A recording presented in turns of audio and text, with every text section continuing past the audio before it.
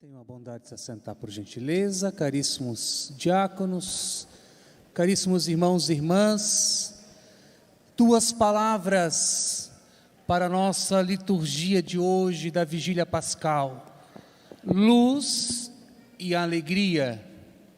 Essas duas palavras têm que nortear esta noite santa, essa noite luminosa, essa noite gloriosa, essa noite bendita, em que Cristo venceu a morte, em que Cristo está vivo no meio de nós. É o que nós proclamamos em toda a santa liturgia: Ele está no meio de nós. Amém? Aplaude essa verdade.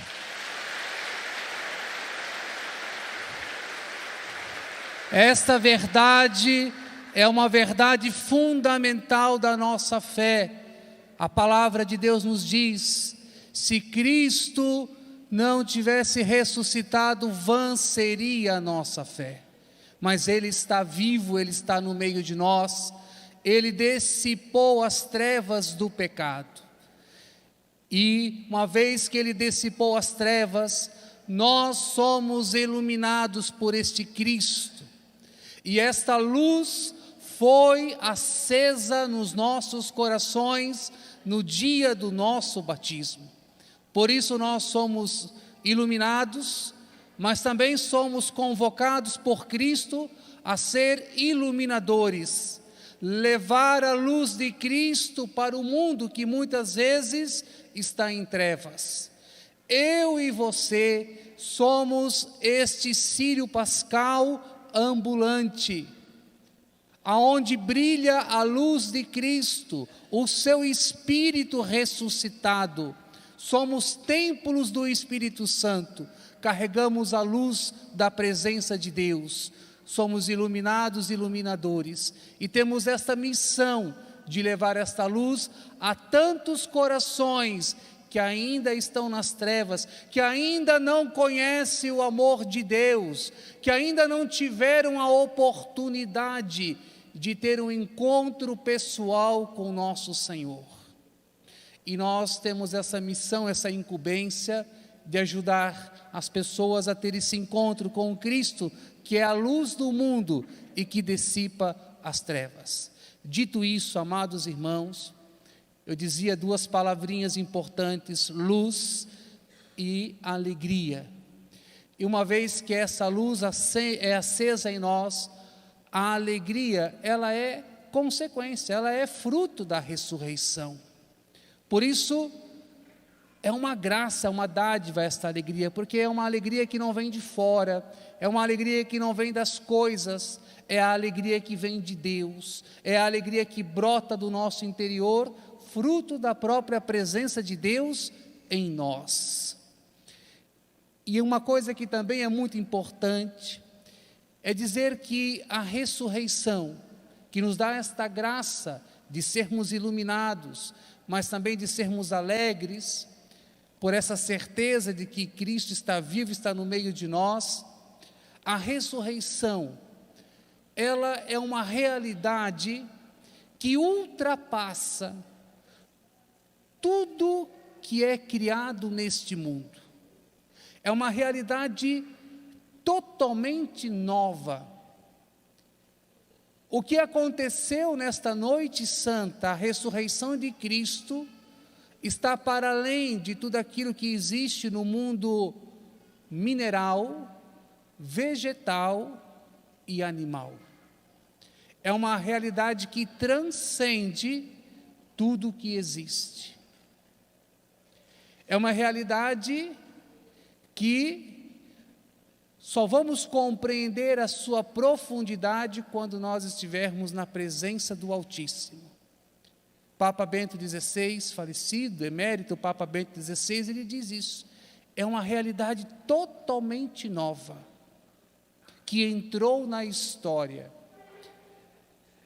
E é tão verdade que, se nós prestarmos atenção nos evangelhos que vamos ouvir por esses dias que virão, sobretudo o evangelho dos discípulos de Emaús, diz que eles estavam tristes, acabrunhados, com o rosto acinzentados, mas, além dessa realidade interior que eles estavam vivendo por conta da tristeza do Mestre ter sido crucificado, morto, diz que eles não reconheceram Jesus.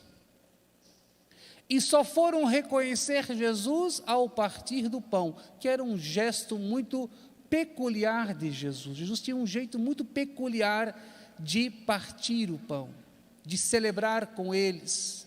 E quando Jesus parte o pão, então eles reconhecem que é o Senhor. Mas por que da dificuldade de reconhecer o Senhor? Porque o Senhor estava transfigurado. O Senhor estava glorioso. O Senhor estava com uma outra figura, a figura do ressuscitado.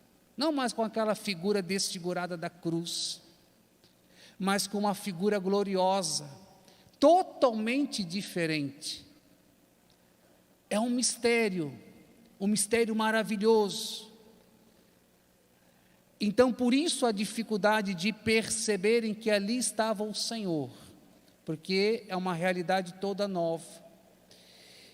E preste atenção, veja, essa experiência da ressurreição nos surpreende, porque Cristo já não está mais como ele estava antes, em carne e osso. Ele está glorioso, mas ele come com os discípulos. Ele conversa com os discípulos. Ele entra no cenáculo onde eles estavam, ultrapassa a parede e chega até eles. Então veja, é uma realidade, como dizia, totalmente nova. Mas é uma realidade que é verdade. E em que nós podemos nos embasar na verdade da ressurreição de Cristo, de que de fato Ele está no meio de nós, e que a sua luz nos ilumina e a sua presença iluminadora nos enche de alegria? É ver o testemunho dos apóstolos. Eles fazem uma experiência verdadeira com o Cristo ressuscitado. Não foi uma experiência mística, não foi uma experiência psicológica, foi uma experiência real com a pessoa de nosso Senhor. E não achemos que eles entenderam tudo de imediato, porque não, foram entendendo aos poucos. Mas eles fizeram essa experiência com Cristo. Homens simples, homens humildes. E se essa experiência não fosse verdadeira na vida deles, vocês acham que eles iam dar a vida deles por uma causa falsa, por uma causa mentirosa? Enfrentar o Império Romano, toda a sua tirania, toda a sua violência? Não, a experiência deles foi tão verdadeira, tão concreta, tão determinante, que a partir dessa experiência, tudo mudou na vida daqueles homens e daquelas mulheres que também lá estavam. Mudou a vida de Maria Madalena, mudou de todos, sem exceção. E se a ressurreição não fosse verdadeira, com certeza a igreja de Cristo não estaria de pé há mais de 2000 anos. Diante de tantas tempestades que a igreja já sofreu e já foi assolada, ela só permanece de pé porque quem move essa igreja é o Espírito do Cristo ressuscitado. É o Espírito de Jesus, que é a alma da igreja, cuja cabeça é Ele mesmo. Então veja, a experiência dos apóstolos nos assegura a verdade desta ressurreição. E tem um detalhe, se você presta atenção nos evangelhos que vão vir agora, mulher na Bíblia, naquele contexto da época de Jesus, a sua palavra não valia nada. A sua palavra não tinha importância. E nós vemos hoje no Evangelho, e vamos ouvir em outros também, outras narrativas, as mulheres. Aquele que escreve o Evangelho, se quisesse fundamentar, dar argumento à ressurreição, não deveria ter colocado as mulheres ali. Porque elas não tinham força na palavra. Elas não tinham poder de intervir socialmente. Isso é mais um argumento forte da verdade da ressurreição. Porque ali se relata a experiência de mulheres que tiveram um encontro com o Cristo ressuscitado. Então veja, amado irmão, amada irmã, o que nós estamos celebrando hoje é maravilhoso. E já vou terminando a homilia. É maravilhoso, é tremendo, é verdadeiro. É verdadeiro. A nossa fé é embasada na fé dos apóstolos, na experiência que eles fizeram com o Cristo ressuscitado. E eles nos convidam, sim, porque eles intercedem por nós, nos convida a nós também fazer essa experiência com o Cristo ressuscitado. Esta mesma força que moveu o coração dos apóstolos a evangelizar, ir por todo o mundo e batizar todas as pessoas em nome do Pai, do Filho e do Espírito Santo, essa mesma força, essa mesma luz, essa mesma alegria, esse mesmo vigor tem que estar dentro do nosso coração. Nós cristãos precisamos ser fortes no Cristo ressuscitado. Nós precisamos de cristãos que não tenham medo de ser de Deus. Nós precisamos de cristãos que não tenham medo de falar de Cristo, de falar da verdade do Evangelho, de testemunhar. Nós não precisamos de cristãos covardes, nós não precisamos de cristãos medrosos, nós precisamos de cristãos que sejam luz no mundo. Nós precisamos desinstalar os cristãos e sair do comunismo. Mas para isso é preciso se permitir essa experiência com o ressuscitado. É Ele a nossa força, é Ele que move a nossa ação evangelizadora, é Ele que anima a nossa igreja, é Ele que anima a nossa paróquia, é Ele que move cada pastoral, cada movimento, cada passo que nós damos. É o Cristo ressuscitado, é o seu Espírito. E a evangelização é uma urgência, não somente na paróquia, dentro da vida paroquial, mas aonde você estiver. Você é convidado por Cristo a ser esta luz e essa alegria lá onde você está trabalhando, lá onde você está servindo, lá onde você está todos os dias convivendo com pessoas.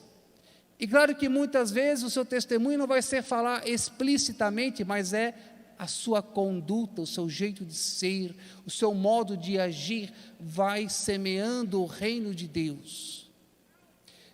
Então nós queremos pedir esta força sobre nós, sobre a nossa paróquia, queremos pedir esse renovo, de nós não pararmos de evangelizar, de nós não pararmos de anunciar Cristo, de nós nos animarmos mesmos, não deixar as adversidades tirar a nossa alegria, não deixar as dificuldades roubar de nós a nossa vontade de salvar almas, porque eu sei que a nossa paróquia tem um povo que ama Jesus, e tem desejo de salvar almas, de resgatar famílias, de resgatar jovens.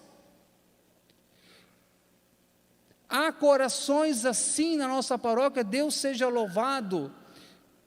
Por isso eu peço a Jesus esse renovo sobre cada um de vocês que aqui está.